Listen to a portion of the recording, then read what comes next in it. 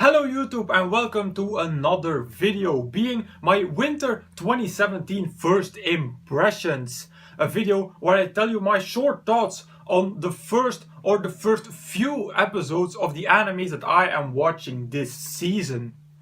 Now, in my winter preview video, I stated that this season had the potential to become my favorite season ever.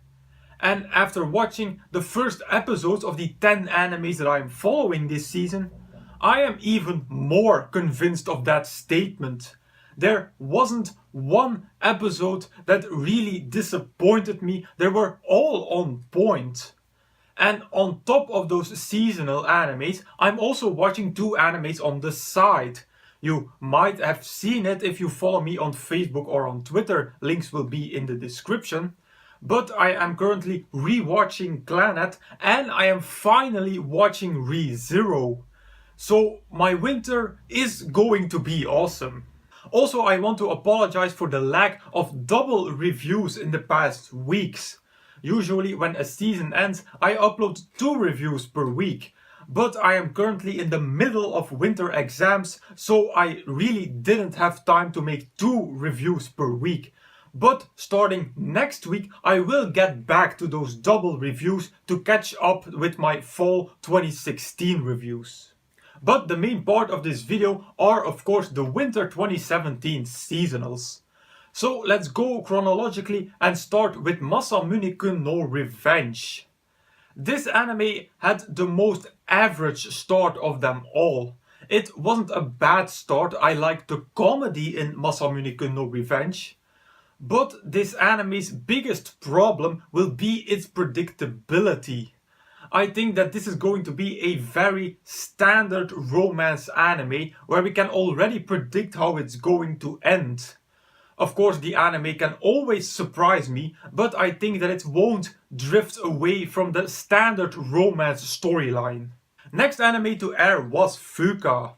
Now, this is in my opinion a more interesting romance anime than Masamune-kun no Revenge.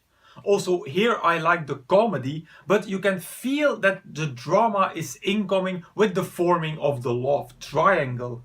At the moment, I am all for Fuka. She is in my opinion the best girl over Tama, which as usual is the complete opposite of my friend's opinion, so we will have something to discuss again.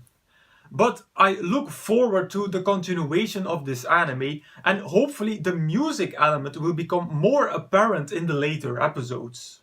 The same day we also got Aurora Male. If you're into moe animes, then Urarara should be on your watch list. The best way I can describe this anime is that it's a mix between Flying Witch and Is the Order Rabbit.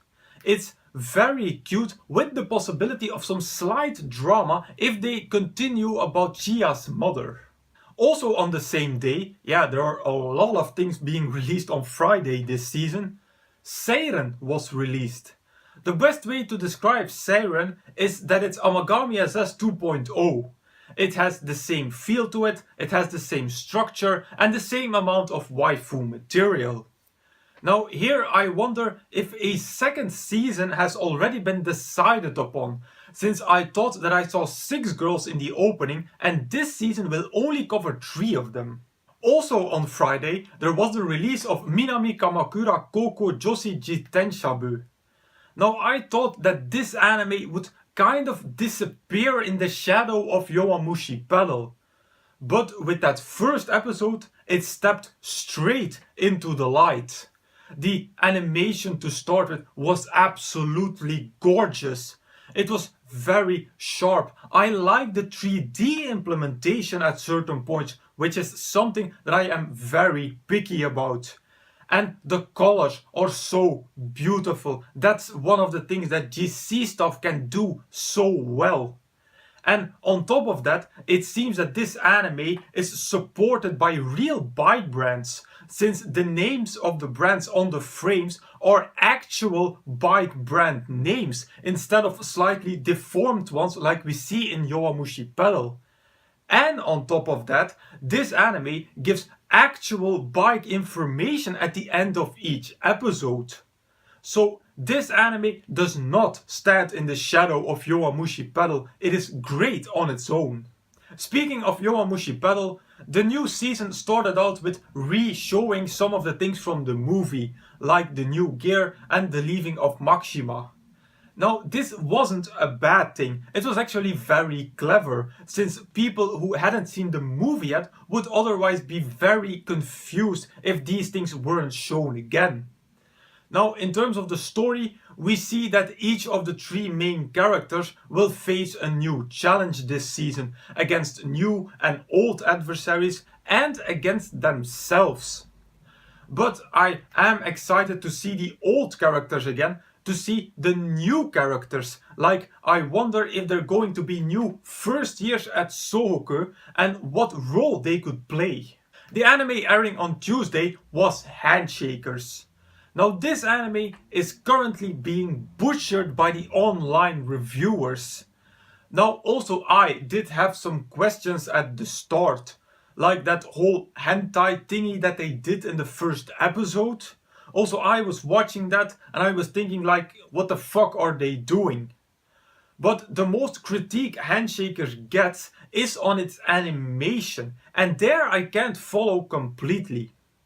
True, the 3D animation didn't look amazing, and I haven't decided yet if I like or hate the character animation. But I definitely love the background animation. You can't say that those backgrounds didn't look super sharp and absolutely gorgeous. And then the second episode gave us the introduction to the characters and the story that was missing in the first episode. Next anime to air was Konosuba Season 2. Those that were thinking that the anime would easy roll back into its story were completely wrong. The first episode dived head on into where the previous season left off, and it was glorious. The comedy was on point immediately from the first till the last joke. I am really happy that Konosuba is back, since this is one of the funniest animes that I have seen till today. Now let's talk about Kuzu no Honkai, my most anticipated anime of this season. And whoa, what a way to start your anime. What a bombshell of a first episode. That dark sphere that was hanging over the episode, the depression that the characters were radiating was so intense. And Lerchi knows how to make such a dark atmosphere. They prove that yet again in this anime. But the moment of the episode must be the erotical semi-sex scene. That's something that I have only seen a few times before in an anime, like for instance in Saikano. But two characters engaging in these erotical gestures for the reasons that are displayed is something that I have never seen before in an anime. So I say, if you are a fan of mature romance animes and you aren't watching Kuzu no Honkai yet, then go watch it, because I believe that this will be the anime of the season. The final anime to air was the second season of Rewrite. And this first episode was actually pretty good. It implies that the whole first season wasn't a lie, but only one of the possibilities, since it appears that the second season will play the multiverse card, which does has potential. Also, I want to say that I really like the new opening of Rewrite. You can see that Maeda did work on this opening.